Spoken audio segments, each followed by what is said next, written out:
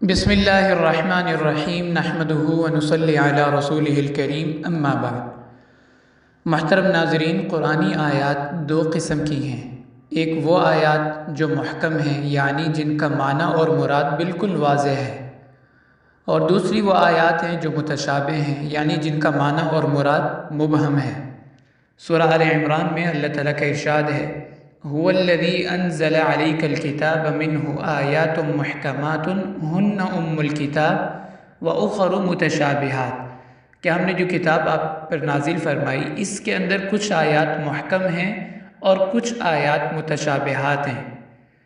آج اس ویڈیو میں ہم دوسری قسم کی آیات جن کو متشابہات یا حروف مقطعات کہا جاتا ہے اس پر بات کریں گے کہ ان کو حروف مقطعات کیوں کہا جاتا ہے، اور یہ ٹوٹل کتنے حروف ہیں اور کس کس صورت کے شروع میں آتے ہیں۔ یہ سب چیزیں انشاءاللہ آج اس ویڈیو میں ہم جانیں گے۔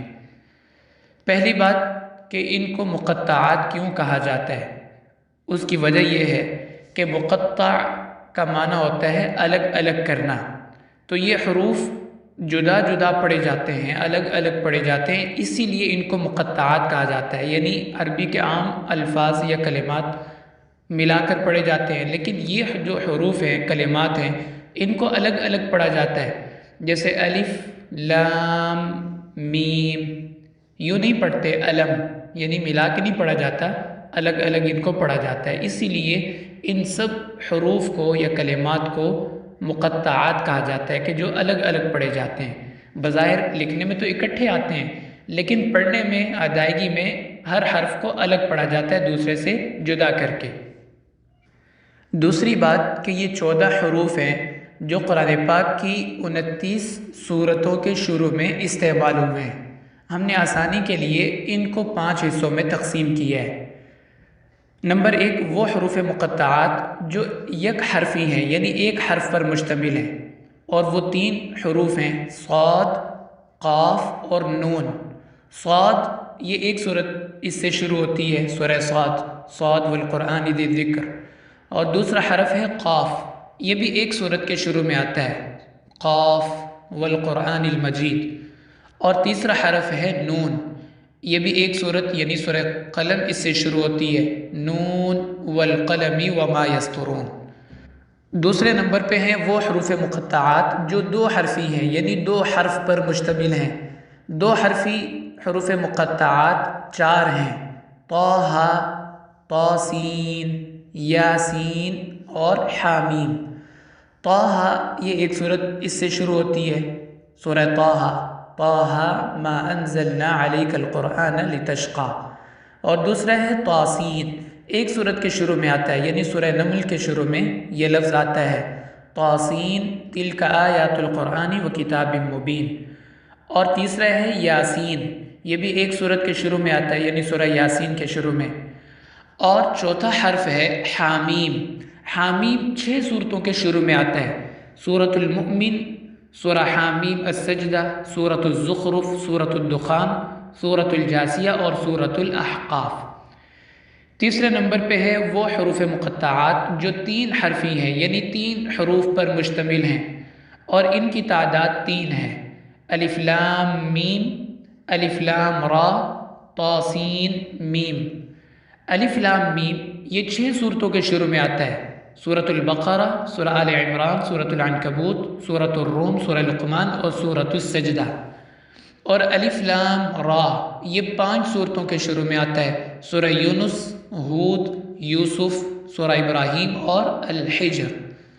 اور طاسین میم یہ 2 سورتوں کے شروع میں آتا ہے، سورۃ الشعراء اور سورۃ القصص۔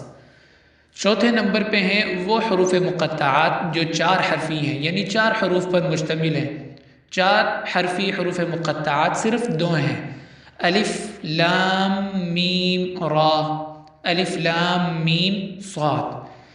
الف لام میم را یہ صرف ایک سورت کے شروع میں آتا ہے، یعنی سورۃ الرعد کے شروع میں، الف لام میم را تلک آیات الکتاب والذی انزل الیک من ربک هو الحق۔ اور دوسرا حرف جو ہے الف لام میم صاد یہ بھی ایک سورت کے شروع میں آتا ہے، یعنی سورۃ الاعراف، الف لام میم صاد کتاب انزل الیک فلا یکن فی صدرک حرج منہ۔ اس کے بعد 5ویں نمبر پہ ہیں وہ حروف مقطعات جو 5 حرفی ہیں، یعنی 5 حروف پر مشتمل ہے، اور ان کی تعداد بھی 2 ہے، کاف ہا یا عین صاد، اور دوسرا ہے حا میم عین سین قاف۔ تو کاف ہا یا عین صاد یہ صرف ایک صورت کے شروع میں آتا ہے، سورہ مریم کے، کاف ہا یا عین صاد ذکر رحمت ربک عبدہ زکریا۔ اسی طرح حامیم عین سین قاف یہ بھی صرف ایک صورت کے شروع میں آتا ہے، یعنی سورۃ الشورى۔ ناظرین، قرآن پاک میں 114 صورتیں ہیں، اور ان میں سے 4 صورتیں ایسی ہیں جو حروف مقطعات کے نام پہ اللہ تعالیٰ نے اتاری ہیں، یعنی سورہ صاد اور سورہ قاف، سورہ طٰہٰ اور سورہ یاسین۔ اور ایک اور بات اس میں کہ تمام صورتیں جو مقطعات سے شروع ہوتی ہیں وہ سب کی سب مکی صورتیں ہیں، سوائے 2 صورتوں کے، سورۃ البقرہ اور سورہ آل عمران، یعنی کل 29 صورتیں ہیں جن کے شروع میں حروف مقطعات استعمال ہوئے۔ ان میں سے صرف 2 صورتیں ایسی ہیں جو کہ مدنی ہیں، اور باقی تمام صورتیں 27 صورتیں وہ مکۃ المکرمہ میں نازل ہوئی۔ اس کے علاوہ ایک اور بات متشابہات کے بارے میں، یہ جتنے بھی حروف مقطعات ہیں ان کا معنی تو اللہ کے علاوہ کوئی نہیں جانتا، اللہ تعالیٰ نے اس کے علم کو اپنی ذات کے ساتھ مختص کیا ہے، لیکن مفسرین نے ایک راز نکالا ہے، ایک نقطہ یہاں سے نکالا ہے کہ جتنی بھی صورتوں کے شروع میں حروف مقطعات آئے ہیں ان تمام صورتوں میں اگر دیکھا جائے تو قدر مشترک، یعنی وہ خاص بات جو سب صورتوں میں پائی جاتی ہے کہ حروف مقطعات کے فوراً بعد جو آیت مبارکہ ہے اس میں اللہ تعالیٰ نے قرآن پاک کا یا نزول قرآن کا تذکرہ فرمایا ہے۔ اس سے پتہ چلتا ہے کہ یہ کوئی خاص راز ہیں جو اللہ تعالیٰ اور آپ صلی اللہ علیہ وسلم کے درمیان تھے، کہ نزول کے وقت اللہ تعالیٰ کوئی خاص باتیں یا کوئی خاص اشارے آپ کو فرمایا کرتے تھے جن کی مراد اور حقیقت پر کوئی انسان مطلع نہیں ہو سکتا۔ ایک اور بات مفسرین نے یہاں لکھی ہے کہ متشابہات کی قرآن پاک میں 2 قسمیں ہیں۔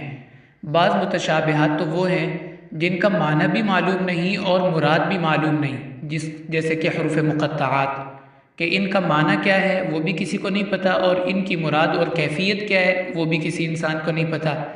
اور متشابہات کی دوسری قسم قرآن پاک میں کہ جن میں اللہ تعالیٰ کی صفات کا ذکر کیا گیا، جیسے ید اللہ، اللہ کا ہاتھ، یا ساق کا تذکرہ ہے اللہ تعالیٰ کی پنڈلی، یا وجہ اللہ، اللہ کا چہرہ۔ تو یہ متشابہات کی وہ قسم ہے جو معلوم المعنی تو ہیں، جن کا لفظی معنی تو سب کو معلوم ہے کہ ید کا معنی ہوتا ہے ہاتھ اور وجہ کا معنی ہوتا ہے چہرہ، لیکن اس کی کیفیت کیا ہے اور اس کی مراد کیا ہے وہ معلوم نہیں ہے۔ تو متشابہات قرآن پاک میں 2 قسم کے ہیں، ایک وہ جو غیر معلوم المراد اور غیر معلوم المعنی، کہ معنی بھی معلوم نہیں اور اس کی مراد بھی معلوم نہیں، تو اس میں حروف مقطعات آگے۔ اور متشابہات کی دوسری قسم جس میں اللہ تعالیٰ کے لیے ید کا یا وجہ کا لفظ استعمال ہوا ہے، اب اس کا لفظی معنی تو معلوم ہے لیکن اس کی کیفیت معلوم نہیں ہے۔ تو یہ متشابہات کی 2 قسمیں ہیں جو قرآن پاک میں اللہ تعالیٰ نے ذکر فرمائی۔ آخری اور 10ویں بات کہ حروف مقطعات کو اگر ہم دیکھیں تو یہ 14 حروف سے مل کر بنے ہیں، یعنی حروف تہجی عربی میں جو استعمال ہوتے ہیں وہ 28 ہیں، ان میں سے 14 حروف کو اللہ تعالیٰ نے حروف مقطعات میں استعمال فرمایا۔ اور ان 14 میں بھی یہ نہیں کہ کوئی سے بھی حروف استعمال ہوگے، بلکہ قراء فرماتے ہیں کہ ہر صفت کے حروف میں سے آدھے حروف اللہ تعالیٰ نے حروف مقطعات میں استعمال کیے ہیں، جیسے جہر والے حروف ہیں تو اس میں سے آدھے لیے ہیں، ہمس والے ہیں تو اس میں سے بھی آدھے لیے ہیں، شدہ اور رخوہ والے جو حروف ہیں اس میں سے بھی آدھے حروف اللہ تعالیٰ نے استعمال فرمائے۔